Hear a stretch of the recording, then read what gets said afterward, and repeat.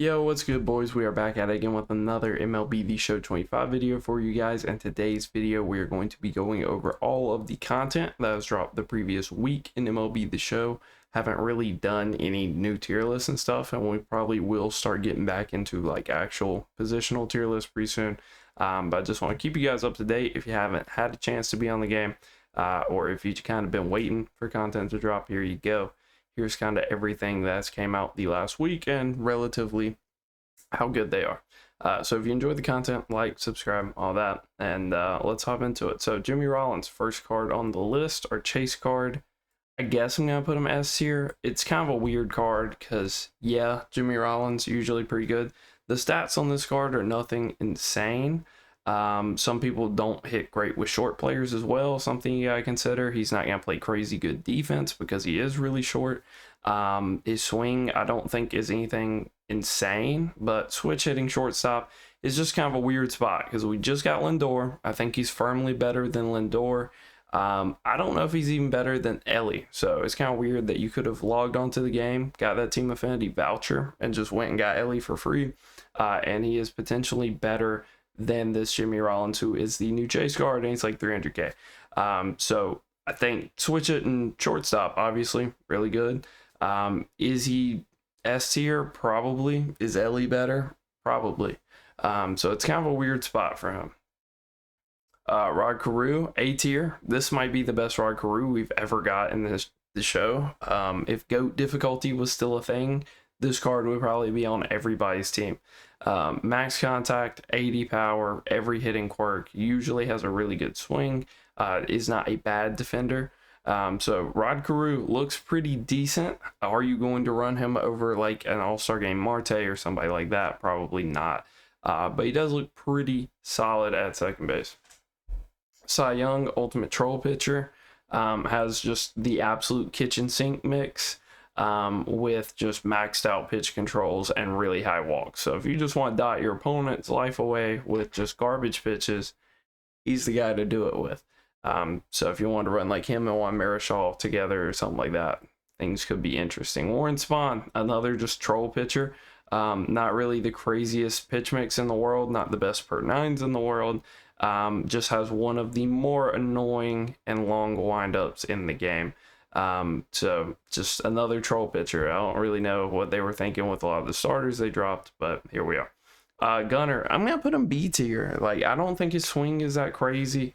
The nicest thing I can say about this Gunner card is honestly his quirks. Like, they gave him really good quirks this year. You can see he's got bad ball and breaking ball and unfazed, so 3 pretty good quirks there.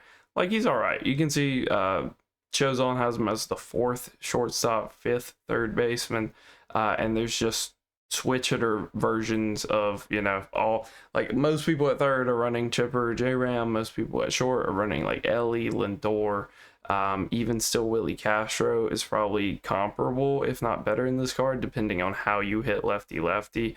He's not the craziest fielder in the world, he's not super fast.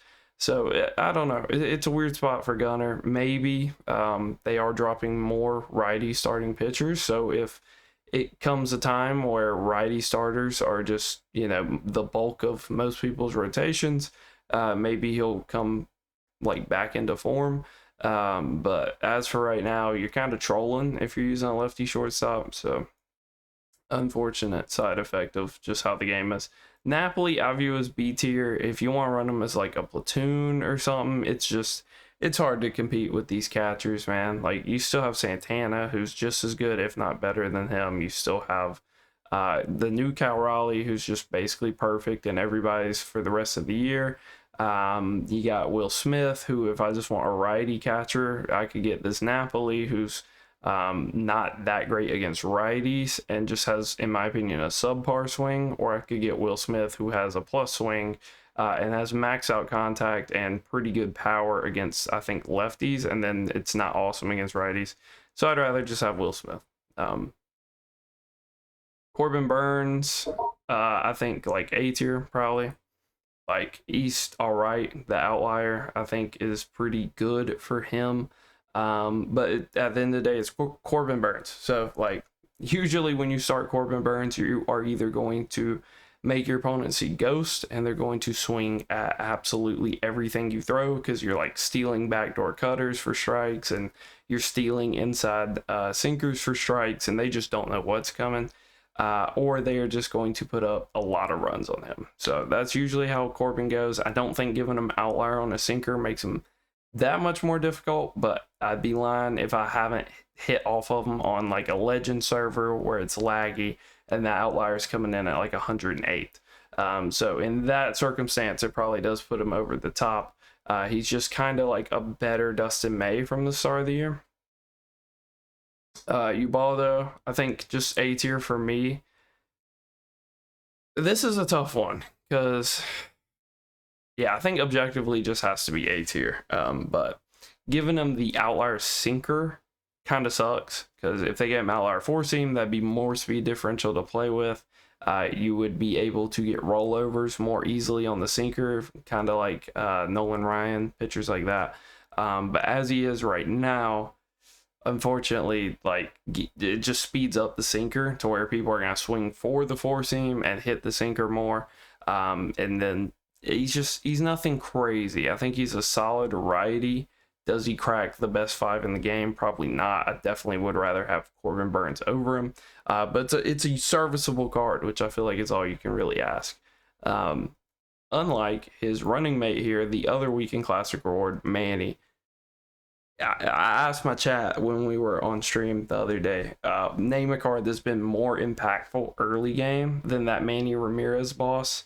And the only other one that came up was like David Ortiz, because a lot of people use that Ortiz at the start of the year. But I feel like the start of the year was Manny Ramirez, David Ortiz, and Hobie Milner. Were three names that really stuck out. And it's about time Manny got a new card, and they did him right. He's got insane stats. He's not a bad fielder, but he's definitely not a plus fielder either. You really just use him for the swing. They made him cut his dreads off so the game won't lag as much. So now everybody can use Manny, and he's just an absolute stud. CC, I think I'll put him S tier. I don't view him as that much better than like Ubaldo and Corbin, but he just gets to pitch lefty a lot. Like most people's lineup are, 1 to 3 lefties and then all switch hitters after that.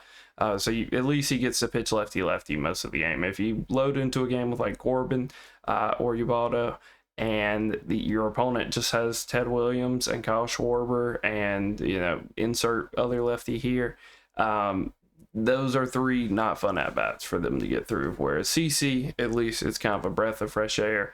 You get to just spam that inside sinker and you usually get out. AVP, you know what? I think he's A tier. I think he's solid. Like, it's hard to find defensive corner, or not defensive. He's not a bad defender, but it's hard to find those corner outfielders right now. Like, most people are just running like Mickey Mantle out of position, or even like Ellie, or just somebody crazy. So it's nice to have a decent righty option. I don't view him as that much different than like a McCutcheon. Funny that they're both Pirates outfielders, but if you just want like a mediocre guy to stick in the outfield, like one's a lefty, one's a righty, I think they can both do a job. He's nothing special for sure.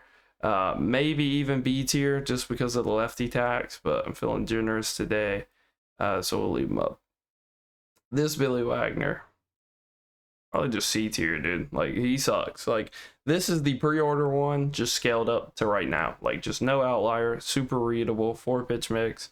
His like traditional card, just nothing special whatsoever. And then we get the 99, who is the best Billy Wagner we've gotten. He's in the running for the best lefty reliever in the game. He has 5 pitches. They gave him a sinker for once. So he's crazy. He has outlier, obviously, like any 99 Billy Wagner should. So he's an absolute stud. And this card definitely worth collecting. I think he'll be in pretty much everybody's bullpen because he's like the lowest level of collecting. Like, if you go do your cornerstones and, like your 2 team affinity series or whatever, you're probably getting to Billy Wagner relatively easily as long as you've played the game a good amount. Now the other 2 kind of tiered up rewards, starting with Mr. Richie Allen here.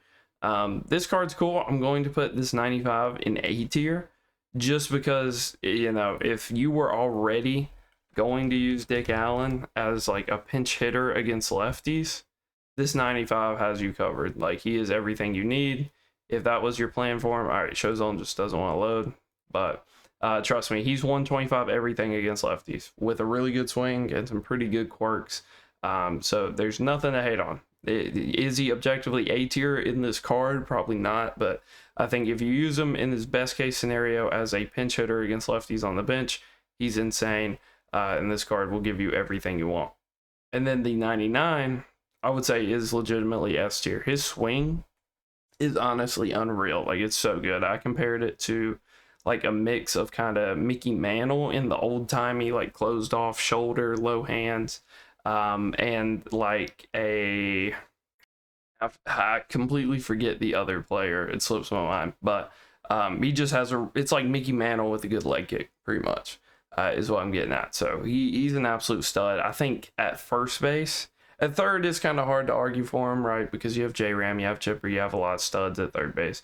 But at first base, like, I think he's just better than Gil Hodges. Like, unless you are absolutely addicted to that slap swing, Dick Allen just has better stats across the board.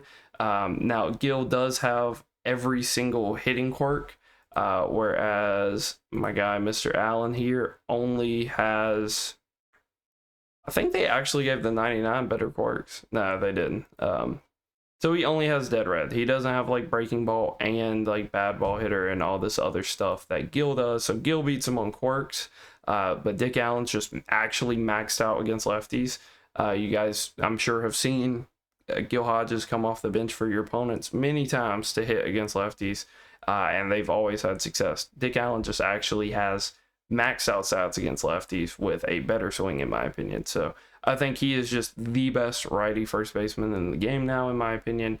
I think he's an absolute stud, and he's kind of a card that came out of nowhere today that is honestly really good. This Jose Bautista, genuinely terrible. Like, there's absolutely no reason to use him. Using this card is almost as troll as using like the multiplayer one when he came out a while ago, because I remember I hit pretty good with that multiplayer one. His stats were by no means good for the difficulty I was using them on.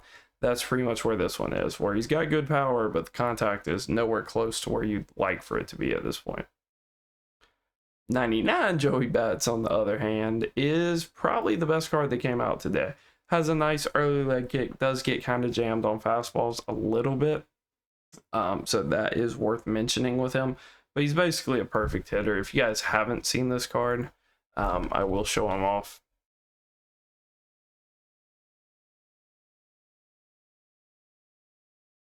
You can see we've got 125, 110, so you put some parallels on him. 125, 115, max power, max clutch, pretty good vision if you care about vision. Diamond fielder in right field with 85 reaction, maxed out arm, and 75 speed. Dude, 75 speed for Joey Bats is pretty crazy. Plus one of the better card arts in the game with the old Blue Jays jersey. This card is crazy.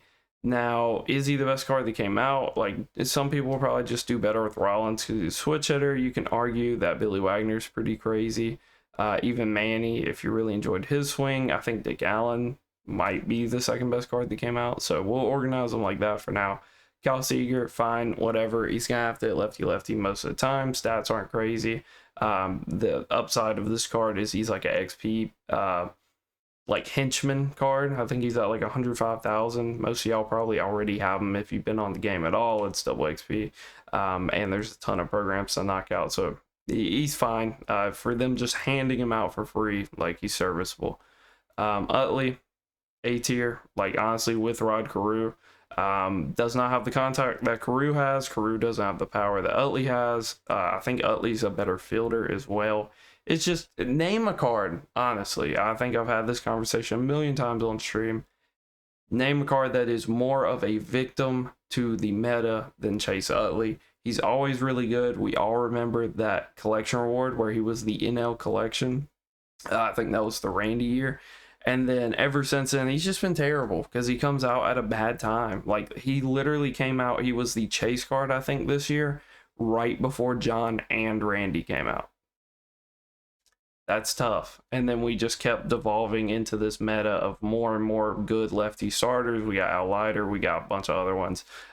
He's never really relevant because of the meta of the game. You just almost can't afford to have too many lefties in your lineup, and having Chase Utley be your second baseman when your alternatives are like Ted Williams and stuff is just never really the best choice. So he's a victim of the meta. I wish Utley was more usable in game.